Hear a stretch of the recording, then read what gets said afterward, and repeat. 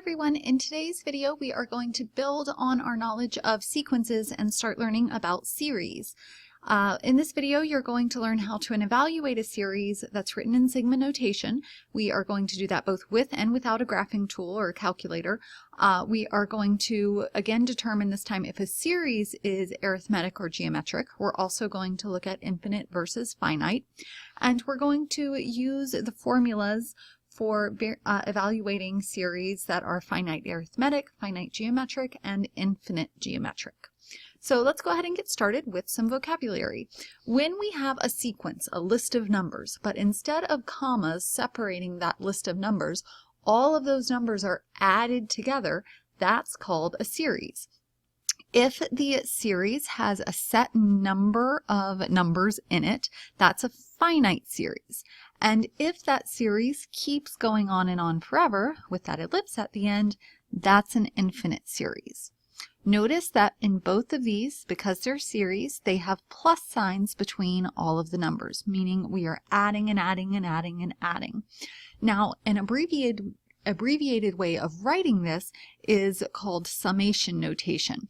It uses the Greek letter sigma, which is this kind of odd looking E shape here, and that sigma means sum. It means you're adding things together, which is what a series does.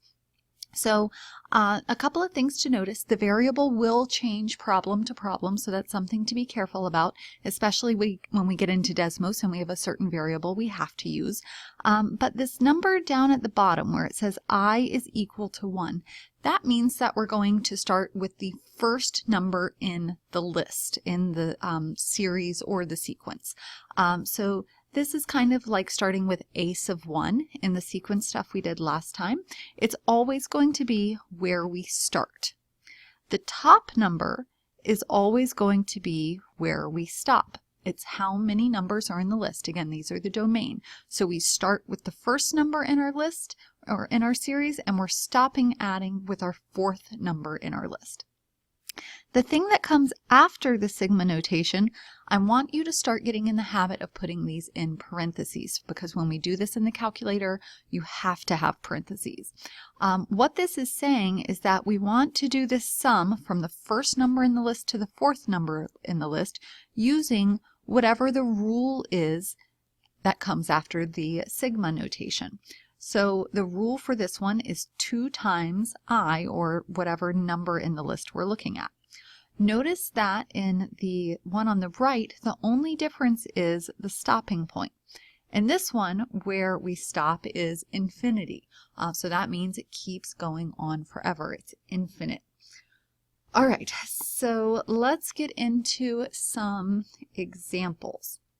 The first thing that we're going to do is just without a calculator do some kind of brute strength calculating series. So in this one, we are starting with the first number in the list, and we're stopping with the 7th number in the list. And the rule that we're following is 5 times whatever number in the list it is. So that means we're doing 5 times our starting point of 1, and then we're going to add to that 5 times the second, 5 times 3, 5 times 4, 5 times 5, we're going to keep going, 5 times 6, and 5 times 7. Now I'm stopping at 7 because that was my stopping point. It was my upper bound, my upper limit. And now I'm just going to do a whole bunch of multiplying and adding. So I have 5 plus 10 plus 15 plus 20 plus 25 plus 30 plus 35. When you do all of that adding together, you're going to get 140. So the sum of that rule, 5i, for the first 7 numbers in the sequence or in the series is 140.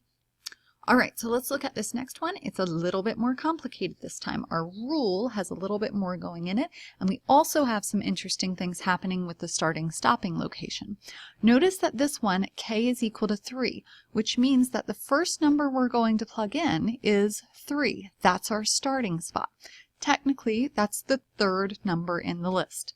Then we're going to go 4, plugging it in, and we're going to go 5, plugging it in.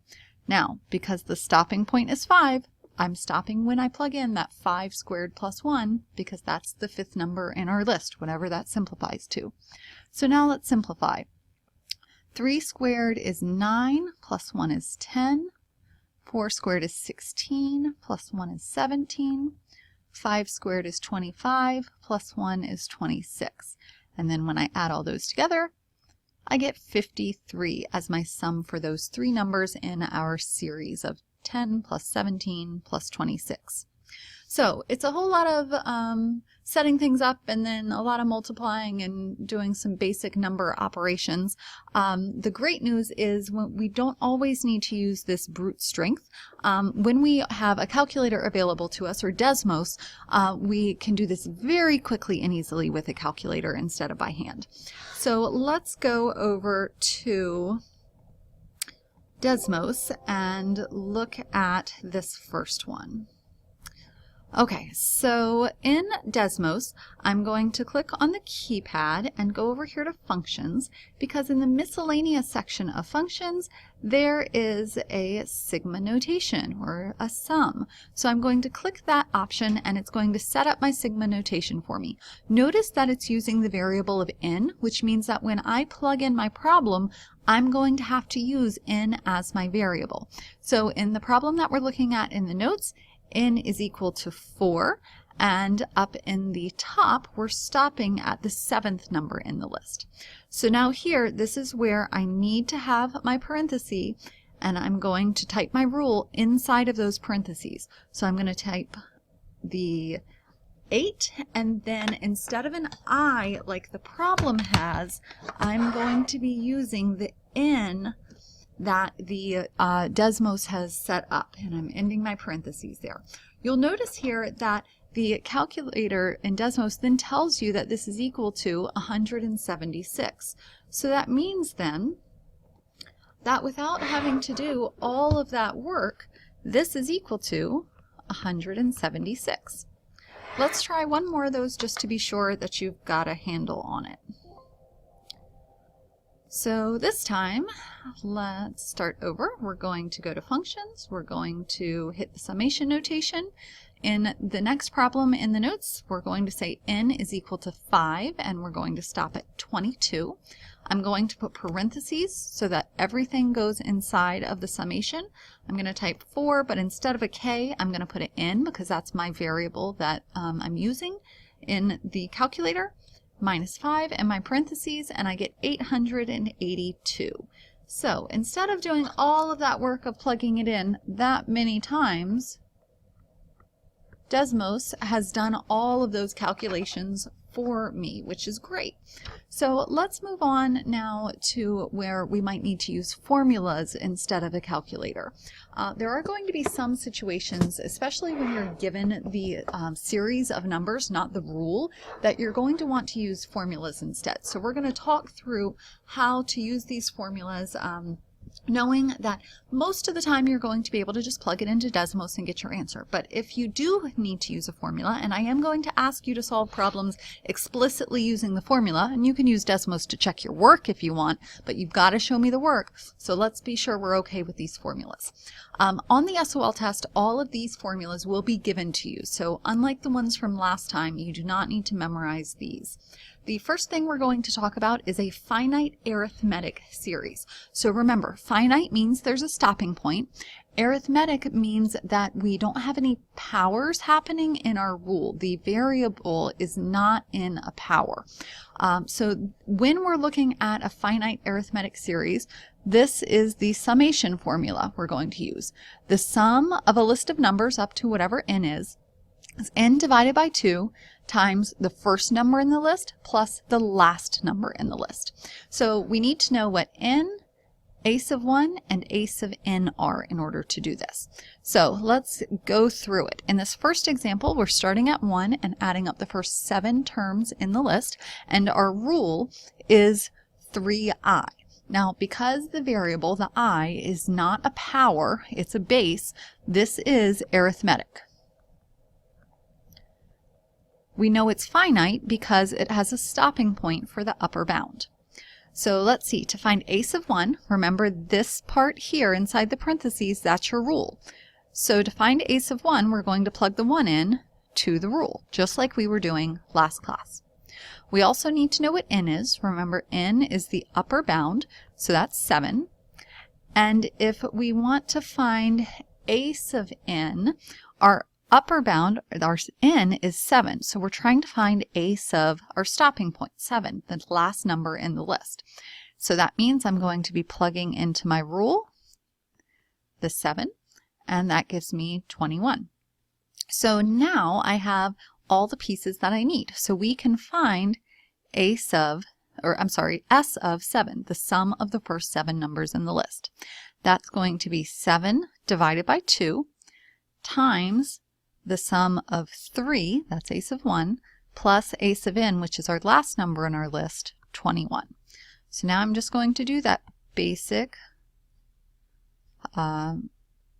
addition and multiplication. This is multiplication, so I can use my refraction rules to get there, and that means we're looking at 84 as our final answer, 7 times 12.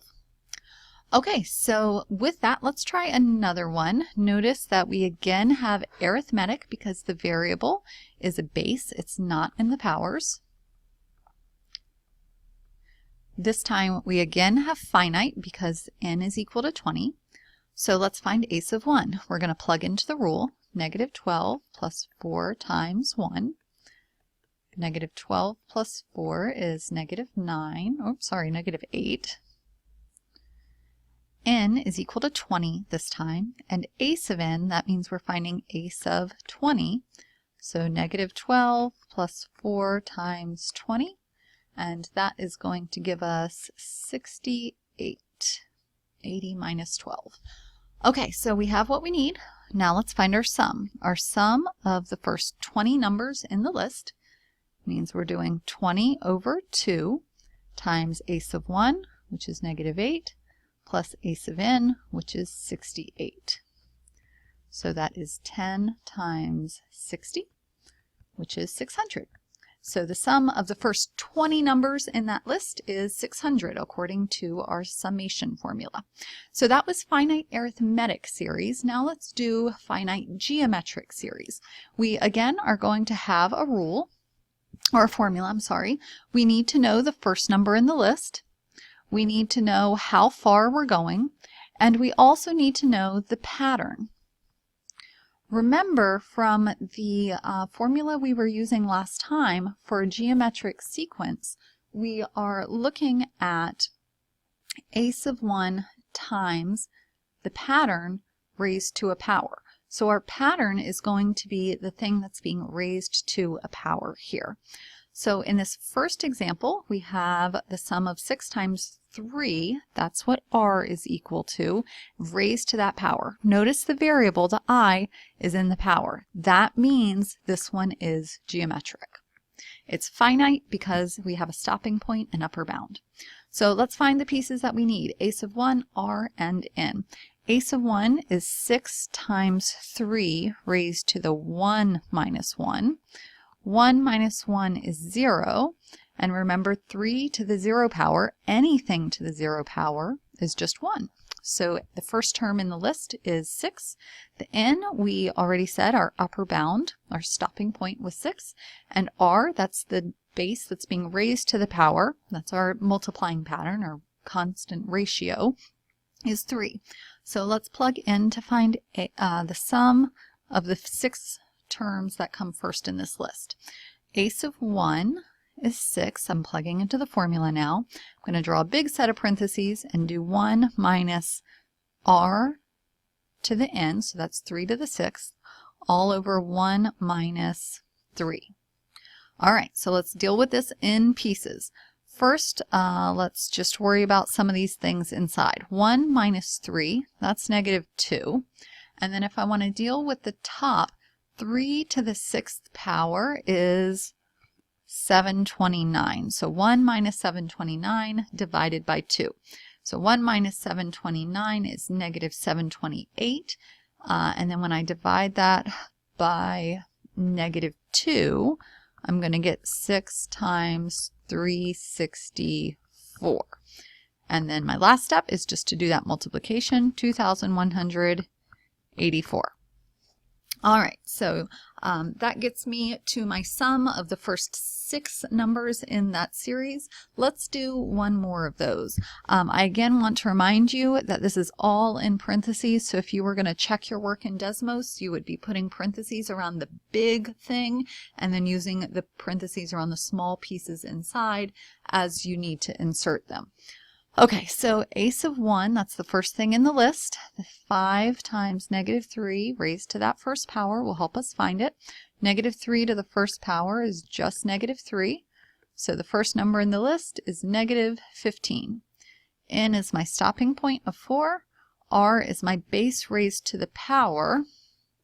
So that is, oh goodness, what did I do? There we go, is negative 3. All right, so let's find the sum of the first 4 numbers using the formula. I have a sub 1, that's negative 15, times 1 minus, that's negative 3, I'm using parentheses there, notice, raised to the n, so that's the 4th power, and then 1 minus negative 3 down in my denominator.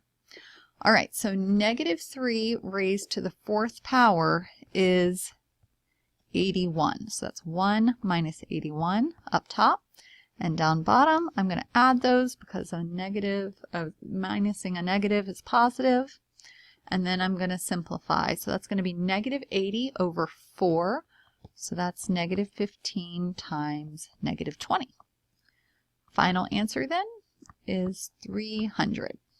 So the sum of the first 4 in that geometric finite series is 300. The last thing that we need to use is our infinite geometric series. So this time we have a series that keeps going on forever and ever and ever.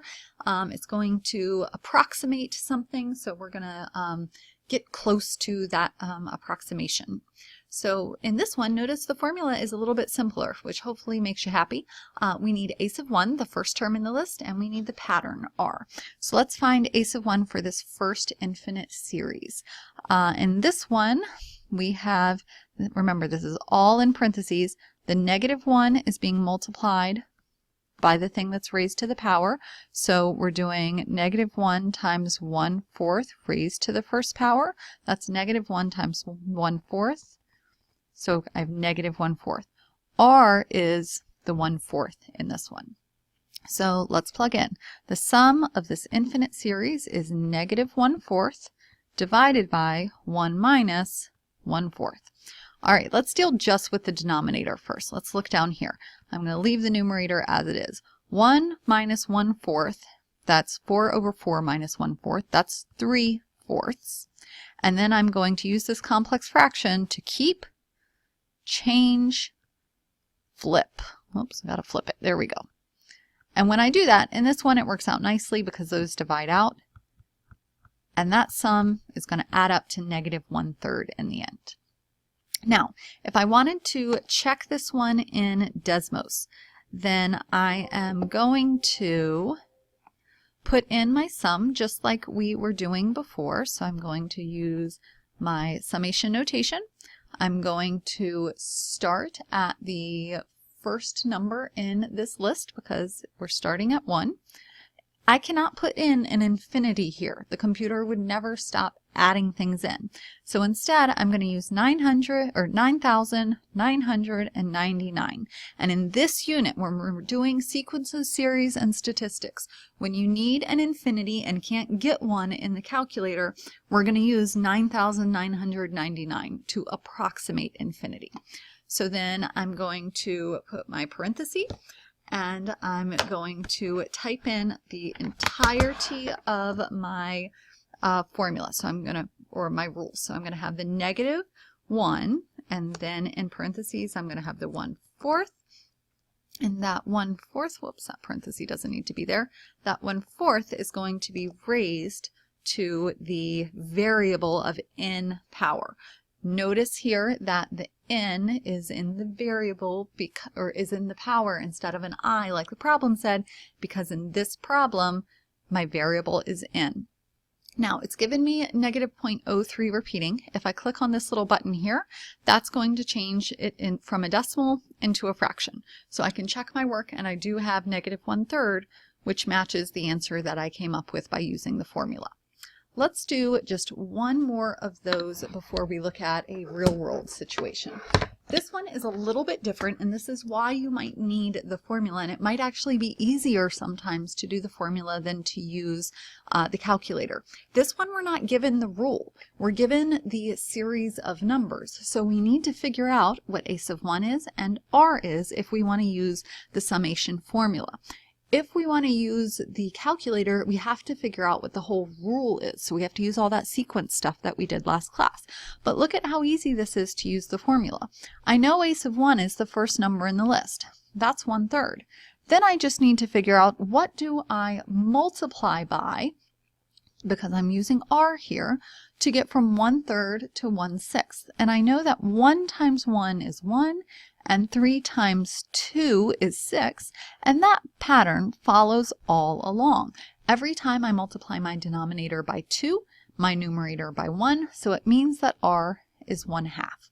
And now I don't have to know the rule to use the formula. I'm putting 1/3 up in the top, 1 minus 1/2 down in the bottom. I'm going to simplify that bottom first. 1 minus 1/2 is 1/2. And then that's the same thing as 1/3 divided by 1/2. So that complex fraction is going to keep change flip. And that means my final answer is 2/3. I don't have the rule, but I can still use the formula in order to find the sum. All right, the last thing that we need to do is talk about a real-world situation. So in this problem, we have an outdoor theater. It has 37 seats in the first row. That means a sub 1 is equal to 37. It has 40 seats in the second row. That's a sub 2 is 40. And 43 seats in the third row. A sub 3 is 43. If this pattern continues, what is the total number of seats? That means we're adding them together, which means that we're looking at a series here of the first 15 rows. So first, let's just think about, we're trying to find a sum. We're starting in the first row and we're going up to the 15th row, right? And there's a rule there that we could figure out using our sequence of numbers, 37, 40, 43, so on. An alternative to that, actually, let's not go there. Let's go with that. We need to find that rule. Can you figure out what that pattern is when you're looking at those numbers, 37, 40, 43? What's happening there? Are you noticing that each time it's adding 3? That means that we're looking at an arithmetic sequence, and it's finite because we're stopping at the 15th row. That means then that D is equal to 3. So let's review from that rule that we had before, from the sequences, because if we want to find the sum, we got to have this rule if we're going to do this in the calculator. So remember that the formula that you are supposed to have memorized for arithmetic sequences to find the rule is a sub 1 plus the quantity n minus 1 times d. We know that a sub 1 is 37. We are not worrying about n yet, and we know the pattern is 3.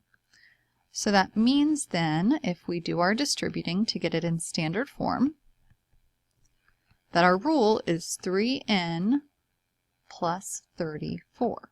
So our rule now, that's what's going in our sum. From here, that means that I can plug that into the calculator and chug out my answer. So let's see, we have a sum. We're starting at 1 and going to 15. And I'm going to put in parentheses my rule. My rule is 3 times, I'm going to use their variable n, plus 34 end parenthesis, and that answer is 870. So that means then that we are looking at, when we do that sum from 1 to 15 of 3n plus 34, the first 15 rows have, what did we just say, 870 seats in them. So we can make our rule using our work from last time with sequences, and then use the summation either in the form of the calculator or in whichever of the formulas that best solve it. In this one it would be a finite series if you were doing that. So that would be that first one we were talking about, if you'd prefer to do it that way. Either way, you're going to get down to that 870 seats. All right, so go ahead and try the Now You Try problems, because you now know how to evaluate a series in sigma notation with and without a calculator. You can figure out if it's finite or infinite, arithmetic or geometric, and you can use those formulas to evaluate series.